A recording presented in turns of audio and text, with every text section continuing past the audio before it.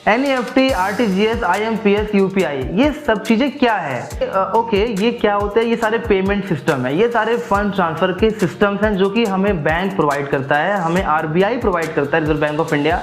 But इसमें से कौन सा फास्ट है, कौन सा सिक्योर है, कौन सा रिलायबल है, किसकी क्या टाइमिंग है, किसकी क्या लिमिटेशंस है, किसके क्या रूल्स हैं, ये सारी चीज़ें जो है हमारे दिमाग में क्वेश्चंस रहते हैं। तो आज की इस वीडियो में आपको यही सब कुछ का जवाब मिलने वाला है, ऐसे सारे क्वेश्चंस का जवाब आपको इस वीडियो में मिलेगा। तो करना क्या है, वीडियो के साथ आप केवल चिपक के बैठो और वीडियो इंटरेस्टिंग होने वाली है, एंड तक देखिएगा। तो हे एवरीवन, मैं हूँ राहुल और स्वागत है आपका एक और नई वीडियो में। इस वीडियो में ना बेसिकली हम लोग बात करने वाले हैं NEFT मेथड के बारे में, और जो बाकी जो चीज़ें हैं RTGS, IMPS, UPI, इन पर भी वीडियो में एक डेडिकेटेड वीडियो में इस पर भी आगे लेके आऊँगा। इस वीडियो में बेसिकली हम केवल NEFT के बारे में बात करने वाले हैं। NEFT का मतलब होता है national electronic fund transfer. NEFT ये सिस्टम आज मेंटेन किया जा रहा है हमारे सेंट्रल बैंक जो कि है reserve bank of India, that is RBI।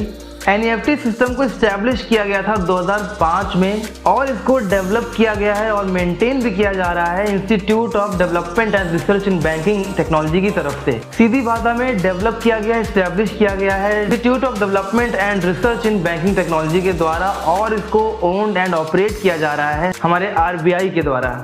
तो ये एक ऐसा सेंट्रलाइज पेमेंट सिस्टम है, ये एक ऐसा बैंकिंग मेथड है जो कि हम आज यूज़ कर रहे हैं अपने फंड को एक बैंक से दूसरे बैंक में ट्रांसफ़र करने के लिए। चाहे वो आपका सेम बैंक हो या फिर कोई इंटर बैंक ट्रांजैक्शन हो, दूसरे बैंक का ट्रांजैक्शन हो, आप NEFT का यूज़ कर सकते हैं फंड ट्रांसफ़र करने के लिए। और जितने भी बैंक हमारे इंडिया में है वो सभी NEFT इनेबल्ड है, मतलब आपका अकाउंट किसी भी बैंक में हो, आप उस बैंक से पैसा ट्रांसफ़र कर सकते हैं किसी भी दूसरे बैंक में।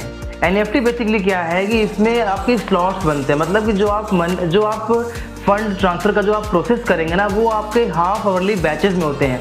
इसका मतलब ये हुआ कि आपके पूरे दिन में 24 घंटा होता है, 24 घंटे में आधे घंटे का बैच बनता है और उस बैच में ही आप फंड को ट्रांसफ़र कर सकते हो। आपके एक बार ट्रांसफ़र इनिशिएट करने पे वो जो आपका ट्रांजैक्शन है वो NEFT के सर्वर पे जाता है और वहाँ पे आपकी टाइमिंग वगैरह को कंप्यूट करके वो हाफ एन आवर के बैच में दूसरे बैंक में ट्रांसफ़र कर दिया जाता है। अगर हम पहले वाले टाइमिंग की बात करें तो मंडे टू फ्राइडे इसकी जो टाइमिंग थी वो सुबह 8 बजे से शाम के 7 बजे तक थी, और जो सैटरडे है उसमें टाइम सुबह 8 बजे से दोपहर के 12 बजे तक हुआ करती थी। लेकिन दिसंबर 2019 में RBI ने एक बड़ा फैसला लिया कि NEFT को 24 घंटे के लिए चालू किया जाए। तो NEFT आज की डेट में दिसंबर 2019 के बाद 24 घंटे 7 दिन और 365 दिनों के लिए ऑन रहता है, चाहे संडे हो सैटरडे हो, और 24 घंटे के लिए ऑन रहता है। यानी कि बस ये है कि हाफ आवरली बैचेस चलेंगे, ये सिस्टम कभी बंद नहीं होता।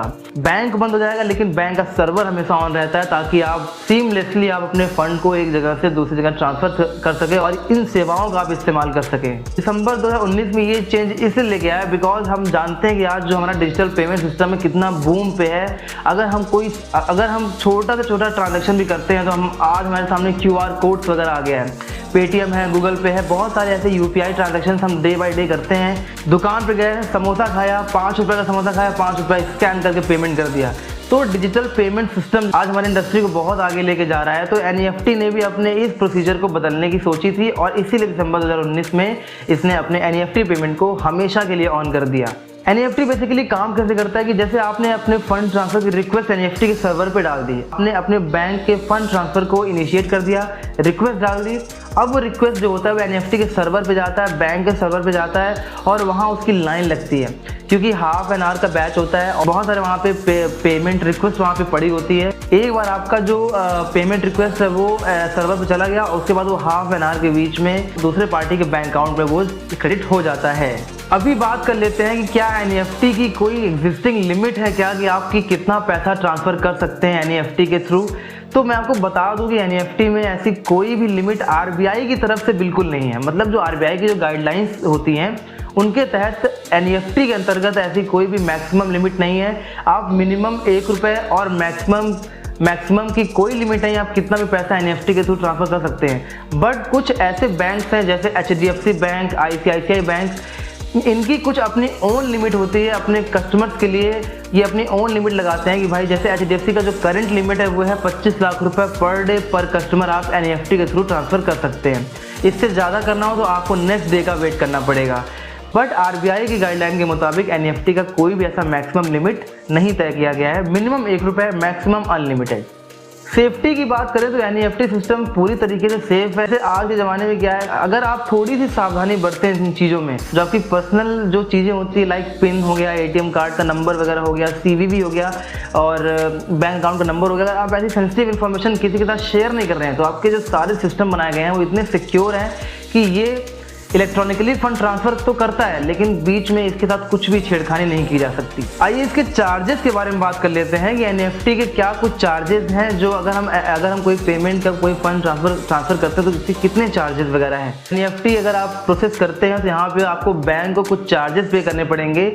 अगर आप कोई फंड ट्रांसफर करते हैं तो जो रेसिपिएंट वाला है, जो रेसिपिएंट पार्टी है, मतलब जिसको पैसा जा रहा है, जिसको आप पैसा भेज रहे हो, वहाँ पे उसके कोई भी चार्जेस नहीं लगेंगे, लेकिन जो पैसा भेज रहा है चार्जेस बैंक उससे चार्ज करती है।